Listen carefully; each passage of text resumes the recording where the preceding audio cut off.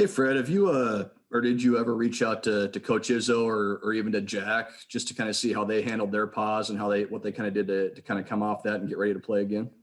Well, I talked more to Coach Izzo about how he dealt with the virus and how it affected him in coaching, and I talk to Jack every day, and just about how more things are going for him.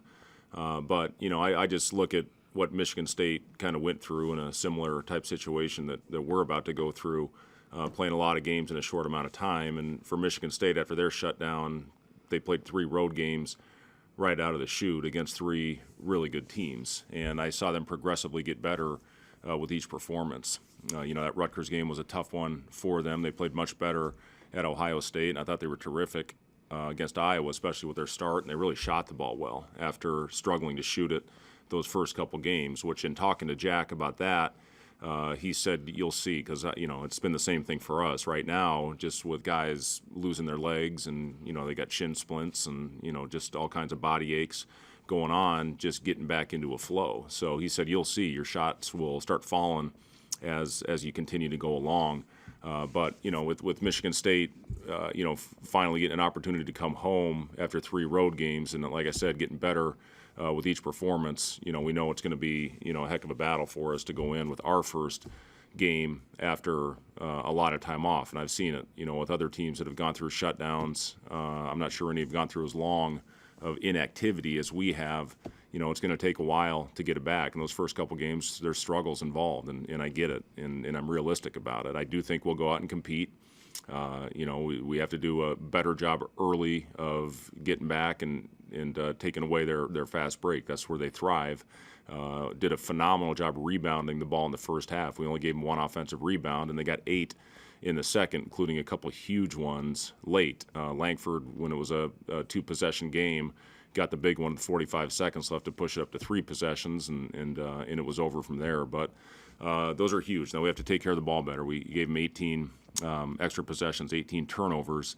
And that's something else I've seen teams struggle with. So we've really been stressing simple plays, making the right play, trying to get a shot up on the board every time.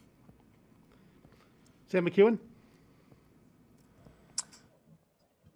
Hey, Coach. I guess would this be the first game of the season? I know it's an odd circumstance, but will this be the first game of the season where you'll have every player available? And how much will you appreciate having a full front court at your disposal with all those guys? Yeah, it will be the first time. And, I told him I'm going to play him in short bursts, and not just our bigs, everybody, because I know, early on they're going to get winded pretty quickly. So it's about getting them out, hopefully getting a second wind at some point during the game. But I know early it's going to be 2 or 3 times up and down the floor, and they're going to be tired.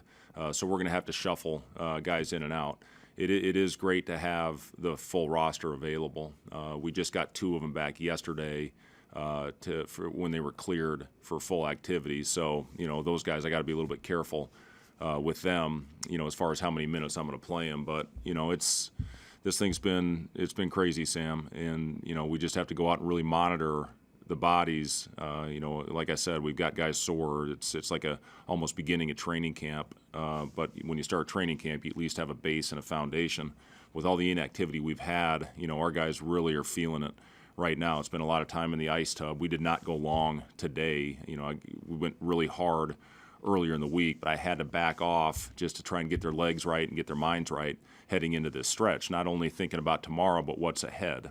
With Minnesota, staying on the road and then coming back. Probably have to take a day off. We still have to by rule, which is a little ridiculous to me with playing 4 games in a week, most weeks, that we can't come in and watch film or come in and shoot or walk through. But it is what it is. And, we just need to look at everything. We're going to have 1 day of prep for Wisconsin. And then, we'll travel to Penn State. And then from there, we've got tentative of what might happen. And it's going to be very difficult because there's going to be a lot of games in a short amount of time. So I got to look at this thing long term, Sam, for 15 games or 14 games in 31 or 32 days. And, we got to be careful with them because of all the inactivity that we've had. Are you allowed to practice anywhere in Minnesota, like after the Michigan State game, and then on Sunday, are you allowed Or are they going to let you practice somewhere if you want to? Yeah, we'll practice in the barn. So, and that's great. I think all the Big Ten teams will be very accommodating with everything going on right now, just with, the changes in schedules and, playing a lot of games in a short amount of time. So, I'm thankful Richard has given us the opportunity to practice that day before and, get ready for Monday night. Thank you. Robin Washut. I guess how's Delano coming off that ankle injury? I mean, you said you'll have everybody available. Is he good to go like normal? Yeah, everything okay there? My 2000. Nice. That's awesome. Well, sorry, what was the question? Oh, Delano. Delano's good to go. Yep, he's looking much better. He missed 2 days of practice, then we got him back for some non-contact stuff, and he's been full go here yesterday and again today. And then one more. A lot of people are asking about managing the workload.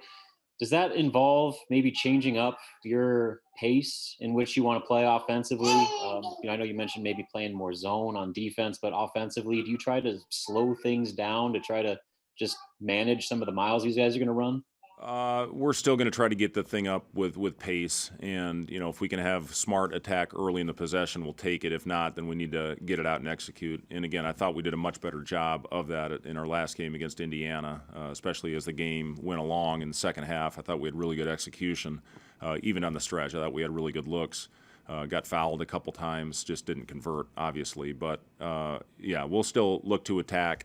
It's when we're at our best, and if we can. Especially off of misses. If we can get that thing off the rim, we will certainly look to attack as we always do. Michael Bruns. Hey, Fred, aside from just the physical part of what you guys are going to face over the next month or so, how much do you have to really alter the mental side of things and manage that stuff with your players? And I guess, is there anything that you could draw on from your past coaching experience, playing career that could help you kind of keep this thing going in the right direction? Yeah, it's going to be very much like NBA type preparation with playing as many games as we are. It's a true NBA schedule, and it's going to be a lot of mental preparation. And I have talked to several coaches that have been through it, and basically on their off day, it's a film session and a walkthrough and a cleanup.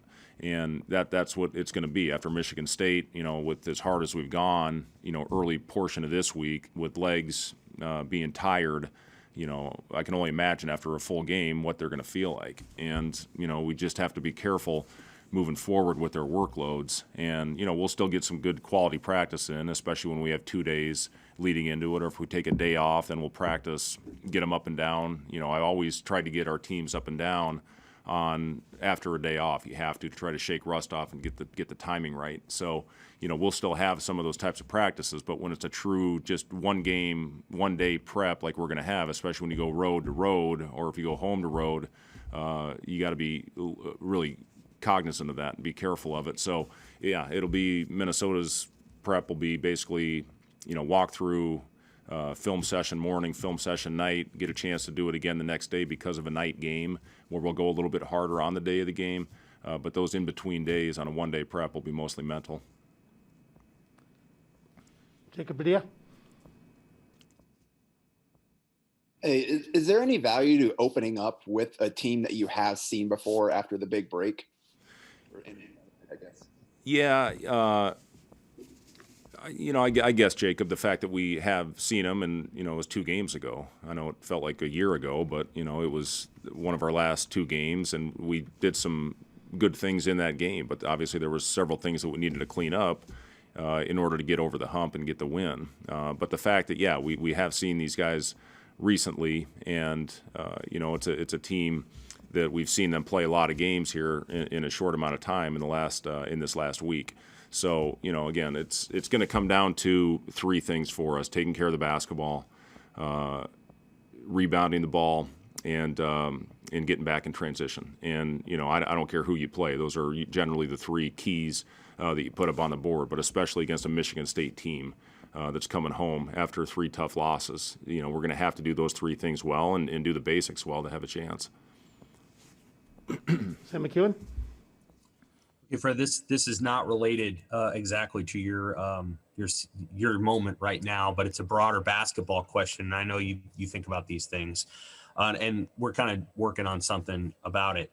The NET rankings this year have included adjusted efficiency, which is points per possession, defensive points per possession, and it's led to some really interesting rankings embedded within the system. And I'm just curious if you've looked at all at that, or what you think of the addition of that metric to the rankings, which seems to prioritize beating really bad teams by a whole bunch of points versus winning games against really good teams by 1 or 2 points. Yeah, absolutely. That's the thing that is going to get a little bit skewed are you going to keep your starters in there for longer stretches to try to really blow teams out and inflate those efficiency numbers?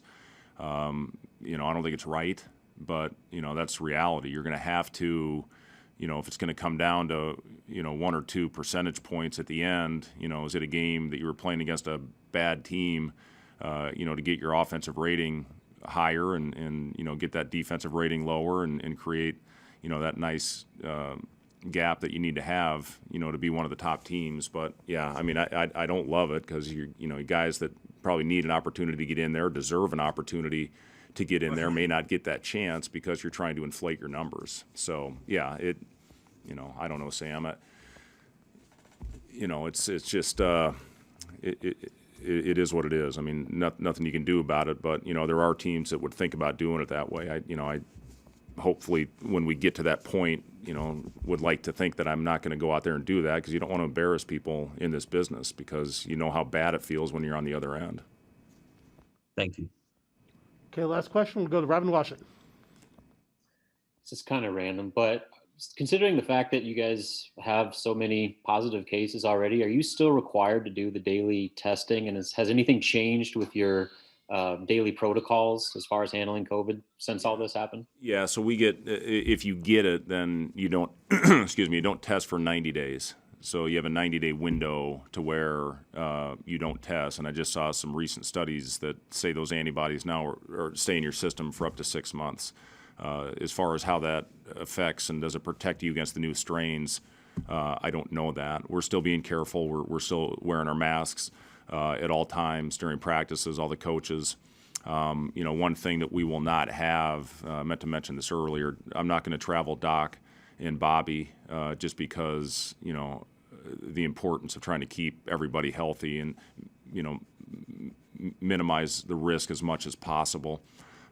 So I just told Doc, don't watch The Bachelor on Monday. Make sure he watches the game, and he and Bobby will send their thoughts. And at each time out, I'll have the guy they're sending to come up and tell me, exactly what they're thinking. But right now, it's not worth it to me to have extra risk involved with guys, that are in the at-risk categories. So, just to be safe, I'm having those guys come in right before practice, and generally they leave right when practice is over, again, to mitigate that risk. So we will be down, 2 very important parts of our staff. Do you have someone else on your bench that then gets to be elevated to assistant coach? Yeah, we'll have guys move up, but as far as they can certainly offer their thoughts. They can offer thoughts, when those guys aren't there. But as far as teaching on the floor, no, it'll basically be Coach Gates and myself that will do the walkthrough tomorrow, and then the practice and walkthrough in Minnesota.